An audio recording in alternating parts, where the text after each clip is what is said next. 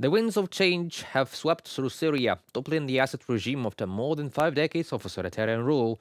But what does this seismic shift mean for Ukraine, Russia, and the broader geopolitical landscape? Hafez al-Assad seized power in Syria, beginning a family dynasty that ruled with an iron fist. His son Bashar continued the legacy, bringing destruction and pain to millions of Syrians. Yet in late 2024, the unthinkable happened. The Assad regime fell after a swift blitzkrieg of Tahrir al-Sham rebels.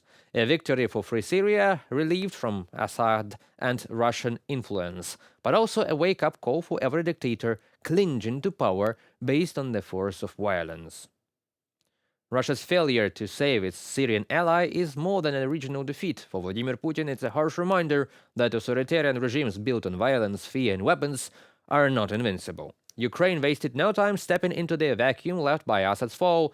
A high-level delegation led by new Foreign Minister Andriy Sybiha visited Damascus already, signaling Kyiv's readiness to build ties with Syria's new leadership.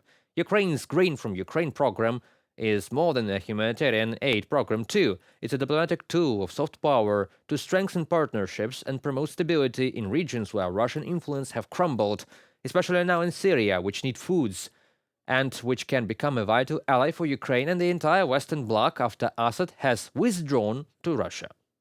Бажаю здоров'я, шановні українці, українки.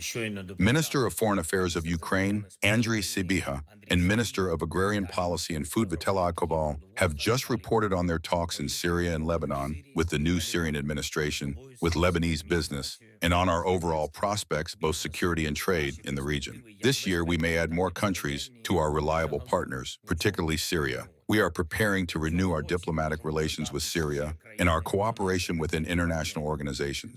I want to thank our intelligence for the security framework of these contacts. Let's talk about what Russia lost in Syria.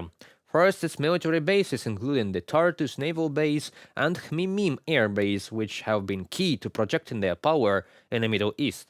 Second, its control over regional gas roads, which was a cornerstone of Moscow's economic strategy. Without Syria, Russia loses more than a foothold in the Middle East. It loses billions of dollars in gas revenues. Even the propagandists of Russia admit that Syria was a war for Gazprom interests. Now that war is over, and since Ukraine cut off gas transit to Europe, all of the gas supplies are now problematic, if not impossible. Interesting what will happen when the oil transit agreement through Druzhba pipeline will end.